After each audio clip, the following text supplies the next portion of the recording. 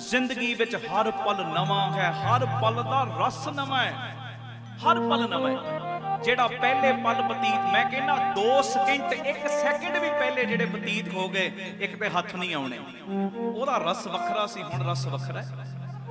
जिंदगी विच हर पल नवा है, हर पल दा नवा रस है, नवा आनंद है, ते कोई भी पल दोबारा नहीं आउंदा। बस आह चीज अपने माइंड विच रखो, बीतिया होया समा दोबारा हथ नहीं आउणा, ते क्यों ना होवे जिन्ना मैं इस समय नूं सांभ सकदा सांभ लवां, जिन्ना सांभ सकदा सांभां। एक वारी दा बीतिया समा दोबारा हथ नहीं जे लगदा, आखो धन गुरु रामदास जी, धन गुरु रामदास कि आ जांदा टाइम वापस, टाइम नहीं वापस आउंदा। जो मर्जी तुसीं कर लो, ये मेरी बेनती है।